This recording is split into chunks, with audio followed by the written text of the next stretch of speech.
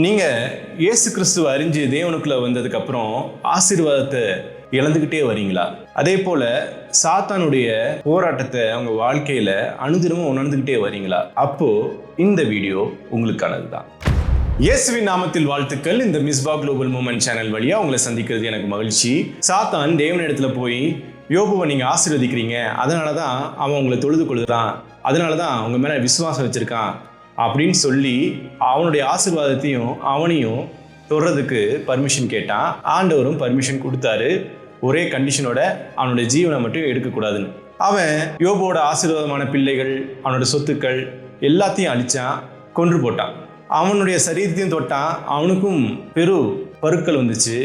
யோபுவோட மனைவி அந்த சூழ்நிலைமையில தேவனை தூஷித்து ஜீவனை விடுன்னு சொல்லும் போதும் அவனுடைய நண்பர்கள், நீ ஏதோ பெரிய பாவம் பண்ணிட்ட, தேவனுக்கு விரோதமான காரியத்தை பண்ணிட்ட, நீ சன்மார்க்கனா இல்லை அப்படின்னு சொல்லும் போதும் அவன் ஜீவனை விட்டாலும் தேவனை விட மாட்டேங்கிறதுல உறுதியா இருந்தான். தேவன் மேல கொண்டிருந்த விசுவாசத்துல பயங்கர உறுதியா இருந்தான். அப்படிப்பட்ட யோபுவை ஏன் சாத்தானத்தோட ஆண்டவர் அலோவ் பண்ணாரு? ஏன்னா யோபுவை ஆண்டவர் நம்பினாரு.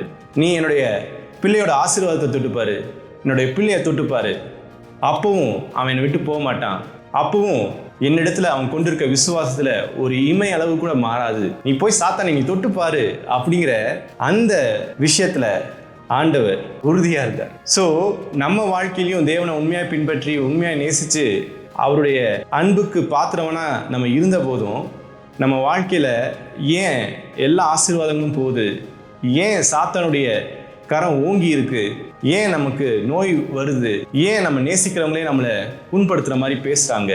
ஏன்னா சாத்தான் தொடுறதுக்கு தேவன்கிட்ட பர்மிஷன் கேட்கும்போது தேவன் நம்மளை நம்பி சாத்தான்கிட்ட போ நம்மளோட பிள்ளையை தொட்டுப்பாருன்னு சொன்னதுனால தான்.